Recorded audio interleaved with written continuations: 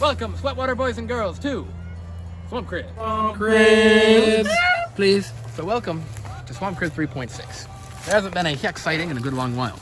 So what we've been working on is a means of keeping our operatives busy, similar to how the ancient Inca would keep their labor corps occupied during the long travails of the winter. Welcome to Swamp Crib 3.6. Swamp Crib 3.6 was originally to be an A-frame design with two triangular supports supported by a single roof beam. Unfortunately, it was a lot of work, so we decided instead we would be building a triangle attached to a natural tree over on the other side, and that has proven to be quite effective.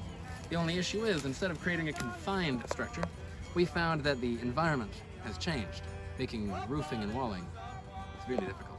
With the onset of autumnal weather, the formerly rich, lush, and verdant swale has turned into a brown, prickly, nasty mess. It has gone from being aromatic and soft and perfect for shingling and swaddling to a nasty briar patch with horrendous seeds that stick across all of your clothing.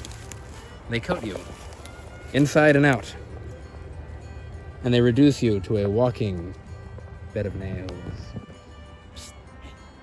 Hey kid. Want some pain? Now we all know there's nothing worse than a moist butt. So here in Swamp Cribs, rather than sit down on this nice juicy little ground, we've set up the Swamp Cribs swing bench, where you can sit, contemplate, and think really hard about the various racial ideologies that fuel our operation. And a must-have for any colonial enterprise, T.E. Lawrence's 7 Pillars of Wisdom. Natural support. After so many uneventful weeks of silence, we have to keep an eye for the psychology of our warriors. I fortunately have been able to keep from descending into the same neuroses as the green people over there, you understand. And really, if it hadn't been for my friend over here, I never would have recovered. Isn't that right, Mr. Flatworth? That's right, Mr. Jim. Yeah, I really appreciate you being here and keeping an eye on the guys for us. We don't want anything to go wrong. Yeah, you've been such a good host and you make everybody happy. I do, and I appreciate your support, and that's why we're doing so well together. Swiggity swoo. Wee. And the most important part, the dingle dongle and the double dingle. You know, I love it when you do that. Like, the way you do it is fun. That's actually what we hire you for. I really enjoy the motion of your hands on that rope and what it conveys, not only emotionally, physically, morally. In fact, there's even a religious aspect to it. If you understand the Mahabharata and the various incarnations of Vishnu and how they portray the rope as a cosmic snake, all right? It is a source of danger, but also creation, like chaos itself.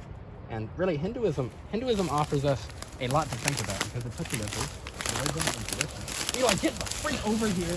I will kill you right now. Now, admittedly, Swamp Crib 3.6 is not that intense. Of course, it was never intended to be. Look at the swamp out there, my good people. You see how it is silent. It's been silent for several days, no sign of yak, but it's never still. We live in an ever-changing world, one in which we must adapt. We must be willing to create and destroy at the merest whim.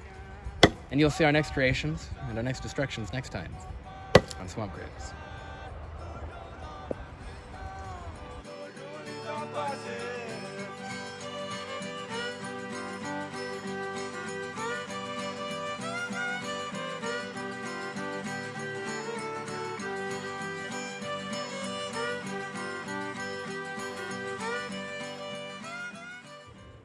Leave none alive.